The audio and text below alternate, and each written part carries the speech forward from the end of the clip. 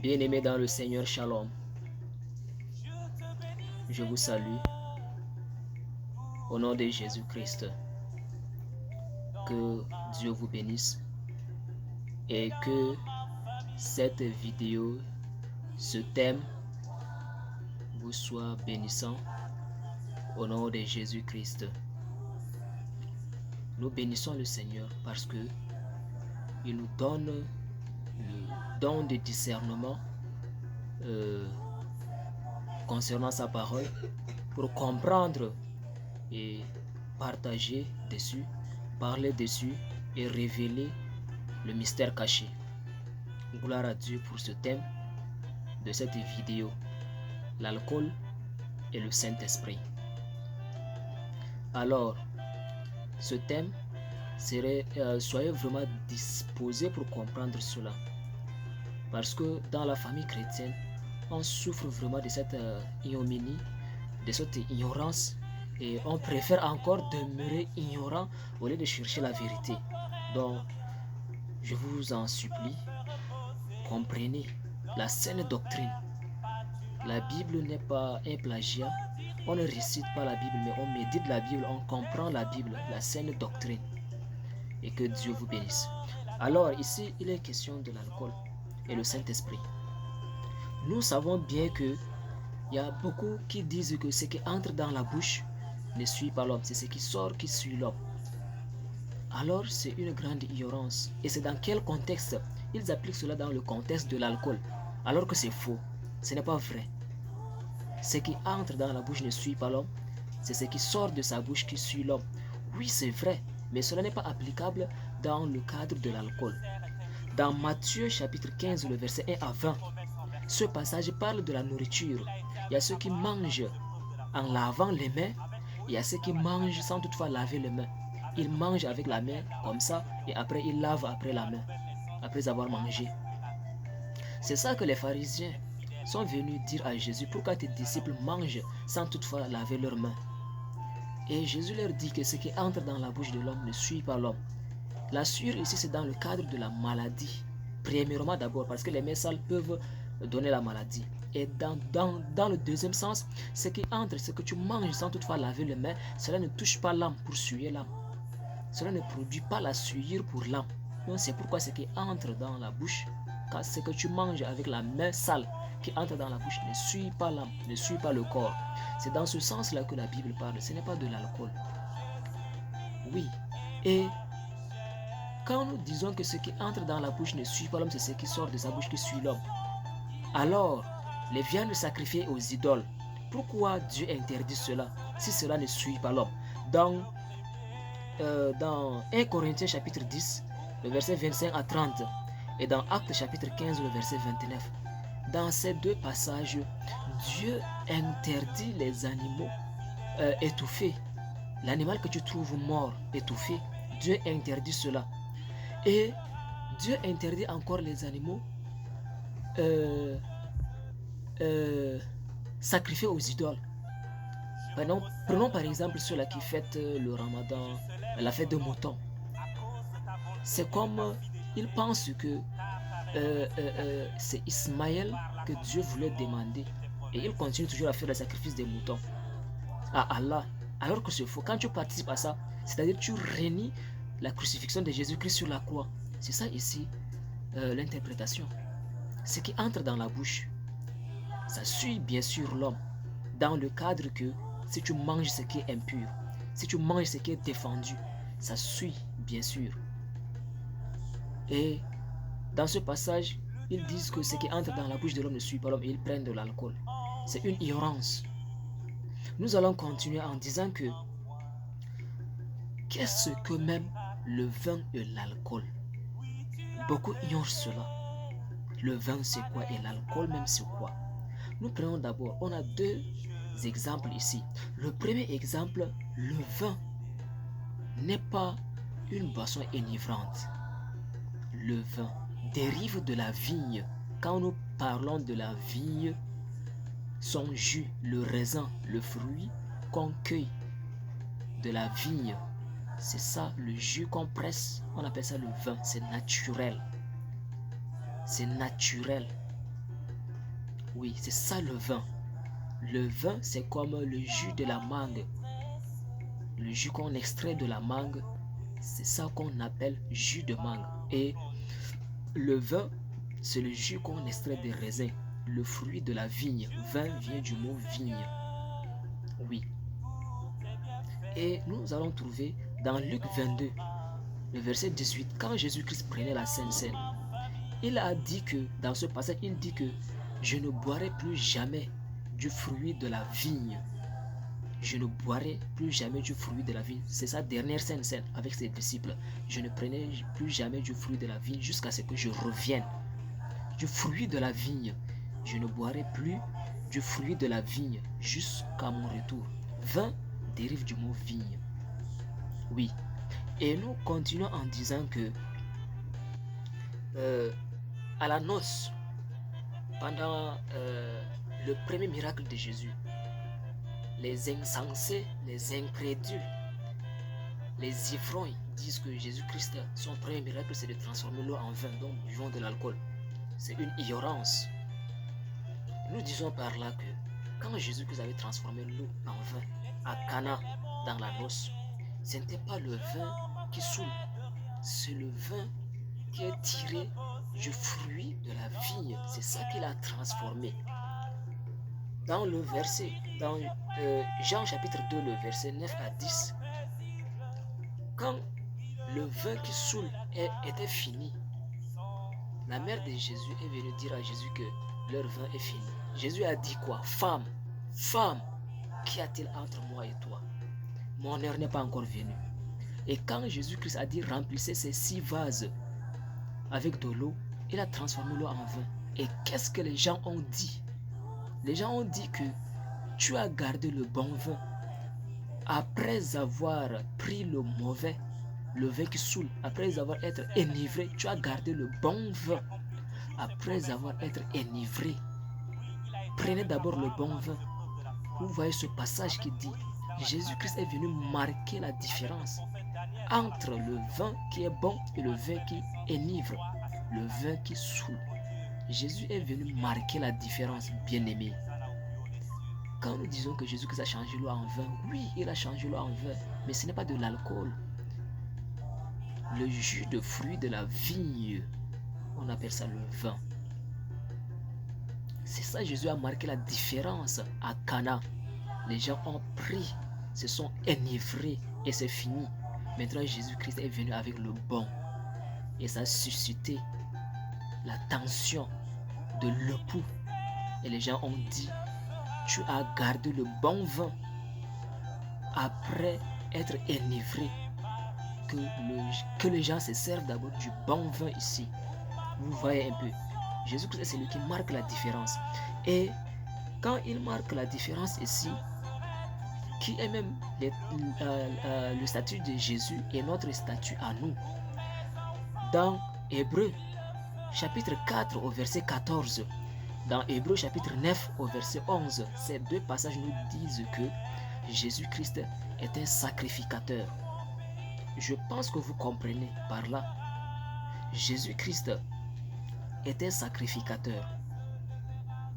Et l'état des sacrificateurs est celui-là qui dit que nous sommes loin de l'alcool. Dans Lévitique chapitre 10, le verset 9 à 11, dans Ézéchiel chapitre 44, le verset 21, ces passages, Dieu défend de l'alcool au sacrificateur. Parce que le sacrificateur est l'homme de Dieu. Le croyant est l'homme de Dieu. Donc, il ne doit pas être ivre devant Dieu. Il doit être connecté à Dieu à tout moment. L'ivresse te plonge dans la chair. Tu délies dans l'ivresse. Oui. Et Dieu défend cela au sacrificateur. Et Dieu défend cela au sacrificateur. Pourquoi? Parce qu'ils font son service. On sert Dieu. Et la différence avec le vin, le jus de la vigne et le vin qui est enivrant, l'alcool, la différence est que quand la Bible parle de l'alcool, La Bible fait une différence. On dit le vin mêlé, le vin levé. Oui, le vin mixé. Nous allons trouver ces passages dans Proverbe 9, 2 à 6. La Bible dit ici que le vin mêlé, le vin mixé, le vin levé. C'est ça ici la différence. Le vin qui est naturel, le jus de la vigne, on mixe cela, on fait de telle sorte que ça soit enivrant. C'est la chair qui cherche à être excitée. Sinon, l'esprit, l'âme ne veut pas ça. Mais la chair veut ça, parce que la chair est mondaine. La chair ne va pas hériter le salut, c'est pourquoi elle veut s'exciter pour suyer aussi l'âme. Et si le vin est levé, il devient enivrant. S'il n'est pas levé, s'il n'est pas mixé, il est naturel.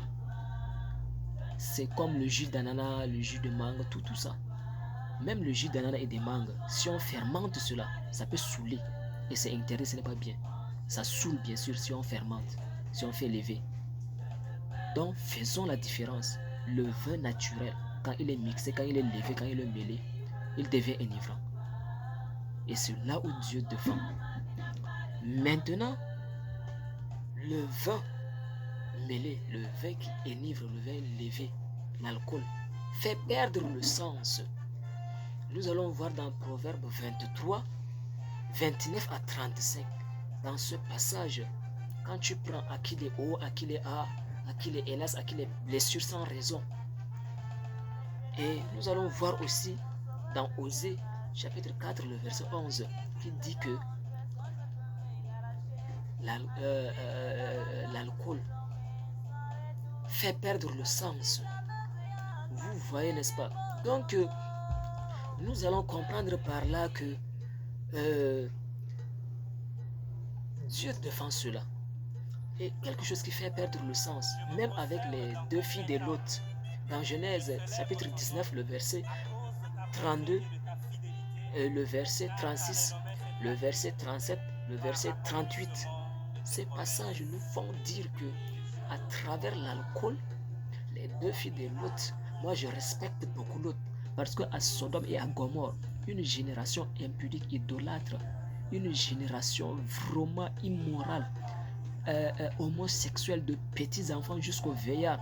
Quand les anges ont visité Sodome et Gomorrhe, la Bible dit que des petits enfants jusqu'au vieillard, les gens se sont accourus pour venir dire à Lot de mettre les anges là dehors pour qu'ils couchent avec eux.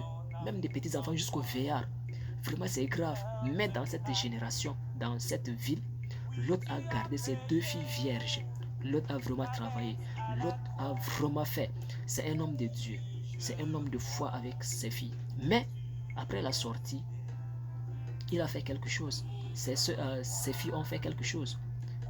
Ses filles ont enivré leur père avec de vin mêlé, de vin mixé, de vin levé. Et elles ont dit, conservons la génération de notre père. La grande est partie coucher avec lui quand il était ivre. La petite est partie encore coucher avec lui quand il était ivre. Donc, ces deux filles ont enfanté des garçons. Et c'est ça qui se passe maintenant en Arabie. La race des musulmans, des arabes, où on dit les Moabites et les Ammonites, ils découlent de là. La race inceste. Oui, c'est pourquoi la guerre demeure toujours. Et c'est pourquoi nous voyons aussi avec Mohamed, qui a fait une promesse de 72 vierges au paradis, dont il s'est permis toute la sexualité, que la femme qui lui fait le don de son corps, il couche avec ses tantes, ses nièces, tout. Donc c'est ça ici, la fondation c'est là-bas. Oui, c'est une génération de l'inceste, une race de l'inceste, Moabite et Chiite, oui, qui font maintenant, qui poursuivent leur génération là-bas. C'est la Bible qui le dit et c'est la vérité. C'est pourquoi on voit sa vie a été la sexualité. Et il promet encore la sexualité au paradis, dans la présence de Dieu, dans le saint lieu. Et que 72 vierges, quand tu couches avec les 72, elles vont redevenir encore vierges. Vous voyez, c'est la bêtise et c'est le fruit de l'alcool, le vin mêlé, le vin mixé. C'est ça ici. Et nous allons continuer à dire que Jésus-Christ, il est venu pour chercher et sauver ce qui était perdu. Oui, donc Jésus-Christ est le sacrificateur. Lui-même, il est le sacrificateur, comme Hébreu nous dit. Donc, il n'a pas droit à l'alcool. Il n'a pas consommé l'alcool. Même la Sainte Seine qu'il a fait, il a célébré avec le fruit de la vigne. Oui, parce qu'il était sacrificateur. Il était le grand sacrificateur, le grand prêtre des brebis. C'est Jésus-Christ. Pourquoi alors il dit et il vient encore, il fait contre ce qu'il a dit? Non, il a inspiré l'ange de l'Éternel dans l'Ancien Testament, c'est Jésus-Christ. Et dans le Nouveau Temps maintenant, comment il peut venir faire ce qui est contre ce qu'il a inspiré dans l'Ancien Temps? Non, Jésus-Christ ne fait pas ça. Il est le sacrificateur. Et d'ailleurs, dans Apocalypse chapitre 5, Apocalypse chapitre 5, Apocalypse chapitre 5, le verset 10, qui nous dit ici que il nous a fait tous un royaume des sacrificateurs. Nous sommes des sacrificateurs. Nous entrons dans le lien de la sacrificature et donc nous sommes vraiment appelés à observer ce que Dieu a prescrit pour ne pas être ivre, pour être lucide et connecté avec Dieu. C'est ça ici la vérité, bien-aimés. Et nous continuons la suite en disant que dans Luc 19, 10, Jésus-Christ est venu chercher et sauver ce qui était perdu. Donc, comment Jésus-Christ qui est venu pour chercher et sauver des livresses de la manière insensée? Parce que le vin dans Osée, il est dit que le vin fait perdre le sens. Comment Jésus-Christ peut donner de l'alcool pour faire perdre le sens aux gens et les enseigner encore?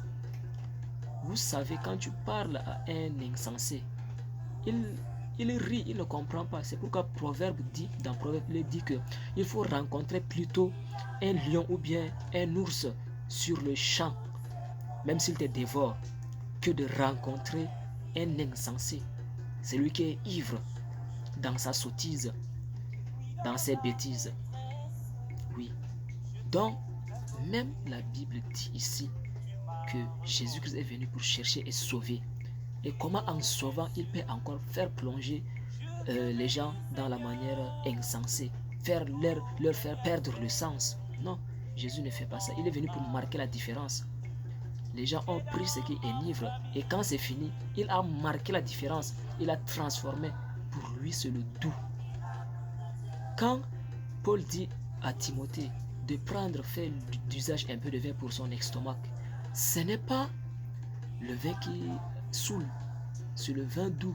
Le vin même, le fruit de la vigne là, le jus là, a la vertu thérapeutique. Ça peut guérir, ça peut soulager. C'est pourquoi il instruit cela. Il n'a pas dit d'aller prendre de l'alcool, non. Le vin a une vertu thérapeutique. C'est comme d'autres fruits. D'autres fruits, on prend pour le soin. L'arbre a une vertu thérapeutique. C'est pourquoi Paul dit à Timothée de consommer ce vin doux là, ce vin qui n'est pas mixé, qui n'est pas levé là, pour son estomac. C'est un peu ça. Il faut comprendre, chers chrétiens, les incrédules et les avides qui déforment le sens de la vérité biblique pour satisfaire leur chair, pour faire exciter leur chair. Et ici, Jésus-Christ dit à la femme adultère, va mais ne pêche pas. Il est venu pour chercher et sauver. Va mais ne pêche pas. Et comment alors il peut encore donner le vin pour rendre ivre et enseigner? Il ne peut pas le faire. Parce que quand tu conseilles celui qui est ivre, dans son ivresse, il va dandiner comme ça, il va te regarder. Il ne va pas comprendre ce que tu es en train de dire. Et ce n'est pas la qualité de Jésus-Christ ici. Non. Un sacrificateur qui cherche à sauver, il ne plonge pas là-bas. Même si Jésus-Christ partait chez les païens, il ne partait pas pour consommer de l'alcool. Paul dit que je me fais juif avec les juifs, je me fais païen avec les païens. Ce n'est pas parce qu'il se plonge avec eux, ce n'est pas parce qu'il consomme avec eux. Il ne faut pas consommer pour évangéliser, non. Il dit cela, il prend leur posture. Il prend leur posture, il s'allie, mais ne pas en faisant avec eux. C'est-à-dire quand il fait païen avec les païens, quand il va prêcher les prostituées, il couche avec les prostituées, il la prêche. C'est ça? Non, ce n'est pas ça. Il ne couche pas avec la prostituée pour la prêcher. On ne part pas manger à la table. Paul même a dit que tu tu es assis à la table de Dieu, à la table sainte et à la table des démons. Non. Soit on est pour Bélial, soit on est pour Jésus-Christ. Paul même a dit ça. Mais il a dit que je me fais païen avec les païens, juif avec les juifs. C'est-à-dire qu'il prend juste l'apparence pour s'allier avec eux. Comme les partisans de Diane, quand ils ne voulaient pas écouter Paul. Paul a dit que oui, je vous trouve extrêmement religieux. Il les a d'abord félicités. C'est ça ici, faire comme eux. Il les a d'abord félicités, il les a encouragés que votre foi est vraiment bonne.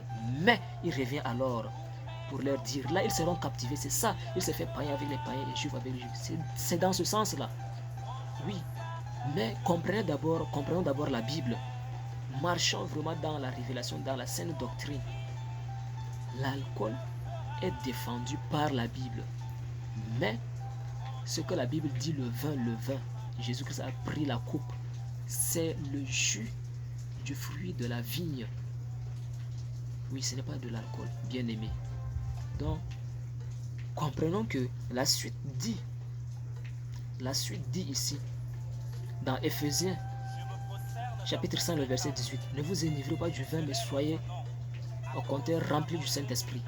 Ça aussi, les gens disent que quand on ne s'enivre pas là, bon, nous pouvons prendre un peu, et puis. Non, ce n'est pas ça. On ne peut pas prendre un peu. Quand quelque chose qui est rempli, prenons par exemple quelque chose qui est rempli, le verre qui est rempli d'eau, quand on met encore, ça va se déverser.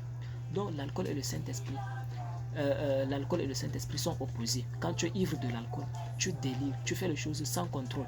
Mais quand tu es aussi rempli du Saint-Esprit, tu fais les choses aussi sans contrôle, mais pour la gloire de Dieu. Donc ils sont opposés. Là où il y a l'alcool, le Saint-Esprit ne vient pas. Et là où il y a le Saint-Esprit, l'alcool ne doit pas aussi venir. Bien-aimés, méditons la parole de Dieu. Quelque chose qui est rempli. Soyez content, rempli du Saint-Esprit. Si tu es rempli réellement, où va venir encore l'alcool? Oui, donc ce sont des choses opposées, antagonistes. L'un repousse l'autre. Soyez bénis et méditez encore plus davantage.